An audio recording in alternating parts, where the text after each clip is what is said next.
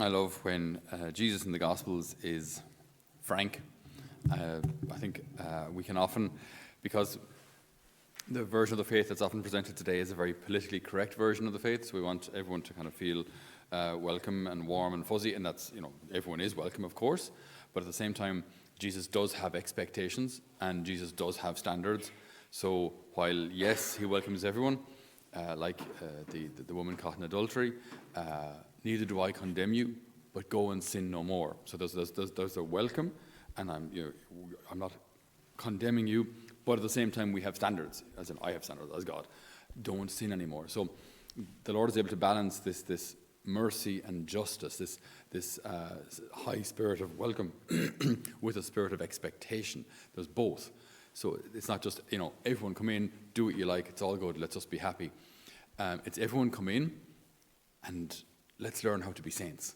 Let's make progress in this journey towards heaven, which involves pruning, and involves regrowth, and involves fruit, and involves self-denial, and involves learning how to love. And learning how to love and sacrifice will always go together. So learning how to love and the reality of living sacrifice will always go together, because I cannot ever learn to love unless I learn to sacrifice myself. I can't love and just have everything I want my way, in my time, as I would like it.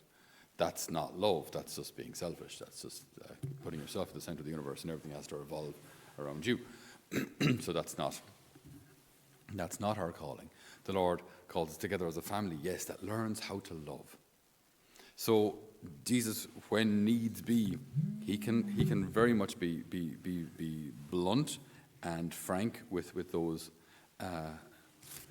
with those he's speaking to. So he says today, and I love this reading, when he says, "As for human approval, this means nothing to me." I love it. As for human approval, this means nothing to me. Besides, I know you too well. You have no love of God in you. Yikes. I mean, again, nothing wrong with what Jesus is saying here.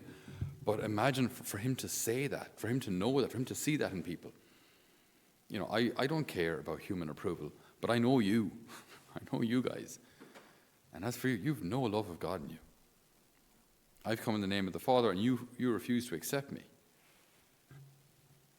How can you believe, since you look to one another for approval, and you are not concerned with the approval that comes from the one God?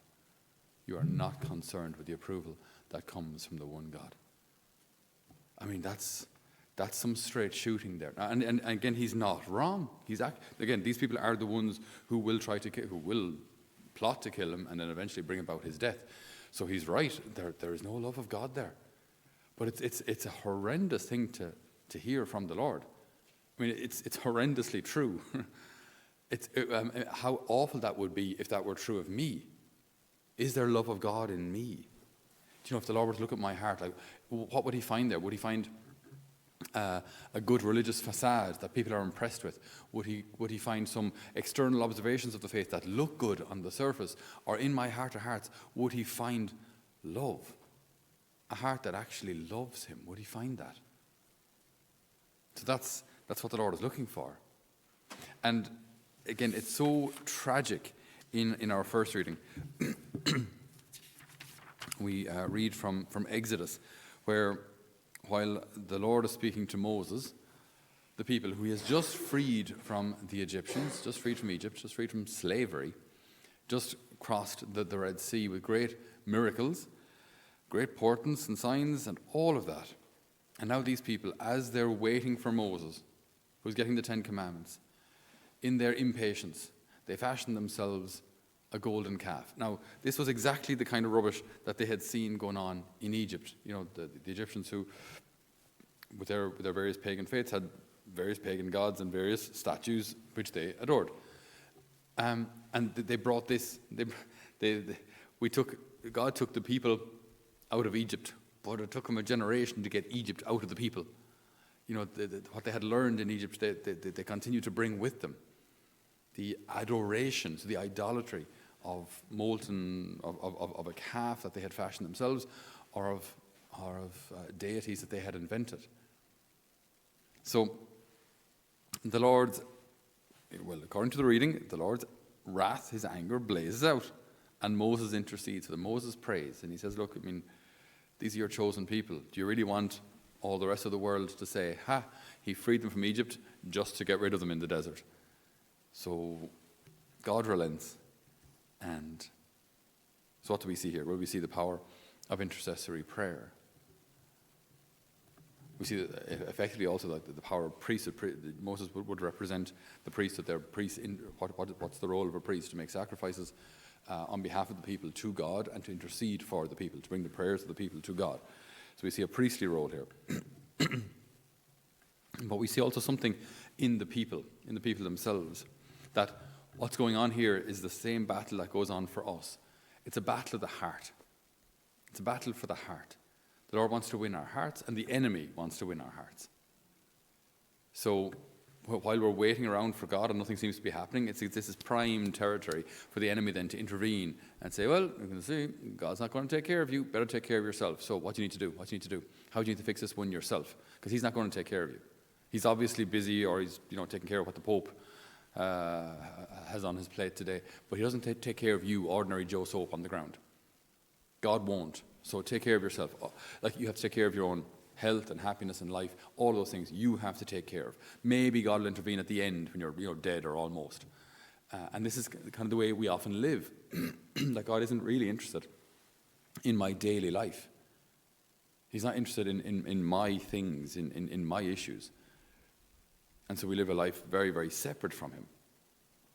Now the thing is then when things go wrong, when things go a bit pear-shaped, when we experience any sort of adversity or difficulty, we can immediately feel betrayed by God. Again, this is the battle for the heart. And as soon as something goes wrong, the enemy will pounce on that and say, well, there you go. God said he'd take care of you. Clearly didn't.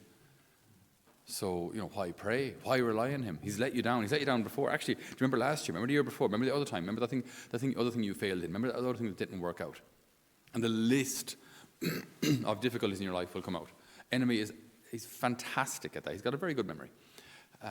And he will then accuse God of letting you down in all of these various situations. And what can arise then within us is this almost sense of betrayal. I trusted you, God, and you let me down.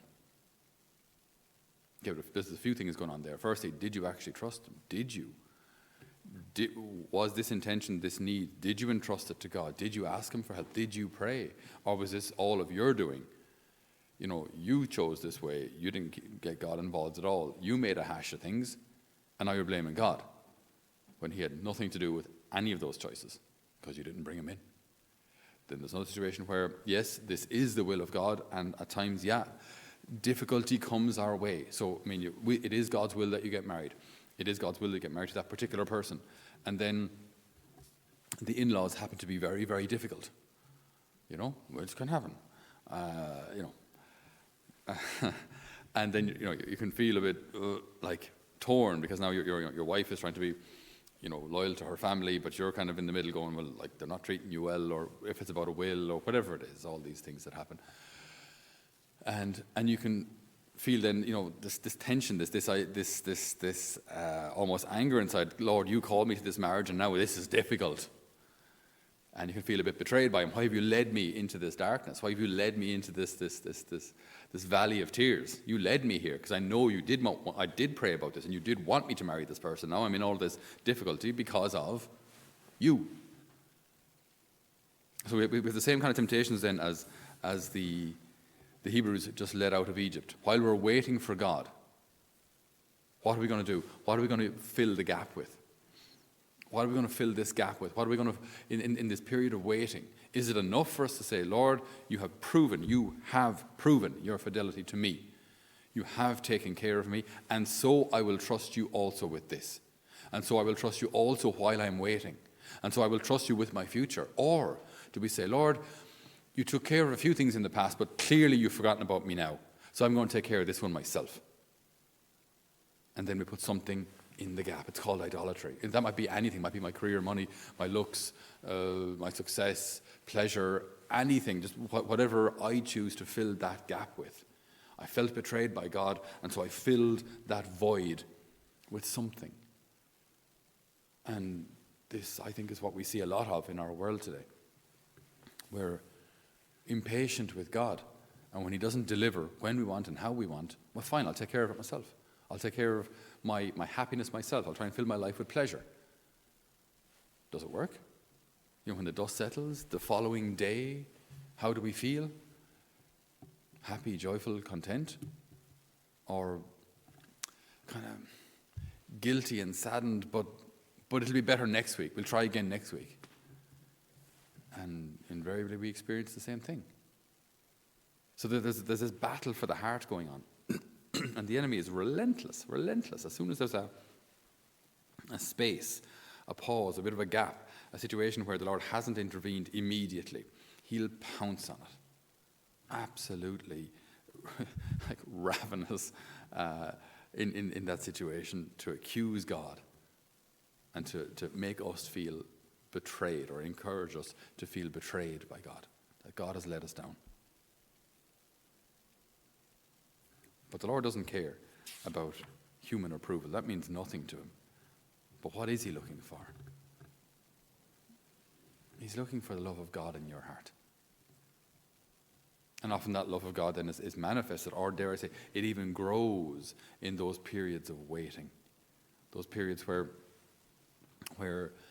nothing seems to be happening. But I guess I often have the image of it's like a sat-nav. You're driving along the motorway and you have your phone up and Google Maps on. Just because there's an exit doesn't mean you have to take it. That's really disadvantageous in getting to your destination. Sometimes, if you're going from Cork to Dublin, don't exit in Mitchelstown and don't exit in Fermoy and don't just stop exiting. Just stay on the road until you get to the M50. Then you're going to be stopped anyway.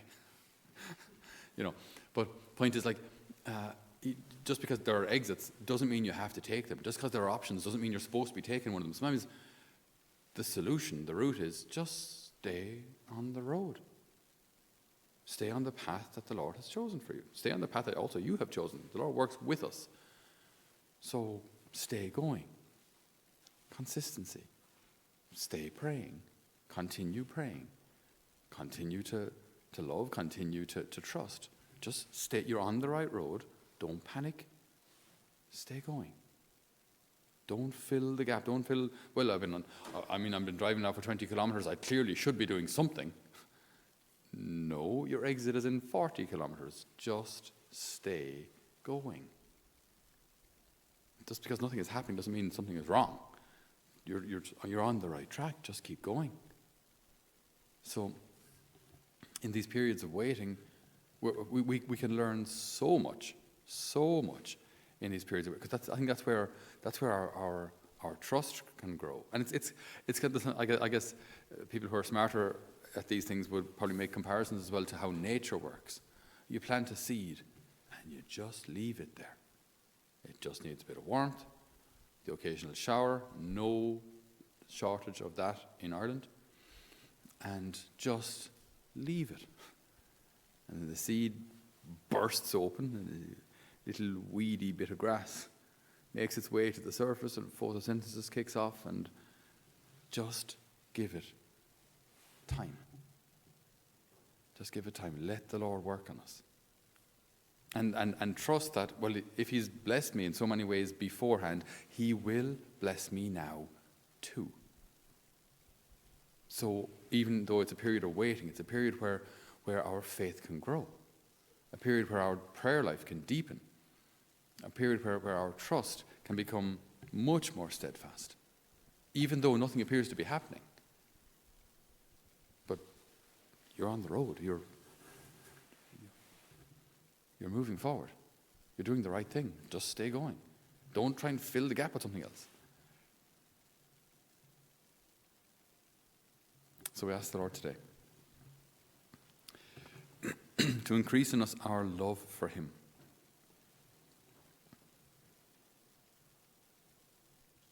And maybe too, there's a lovely expression in German, they call it Menschenfurcht. It's a fear of what people might think. Maybe there's a bit of that in us too. We're afraid of what people might think of us. But the more Christ-like our heart becomes, then the more human approval means nothing to us. So we ask that when the Lord comes, or when we meet him, that he will find love of God in our hearts. Amen.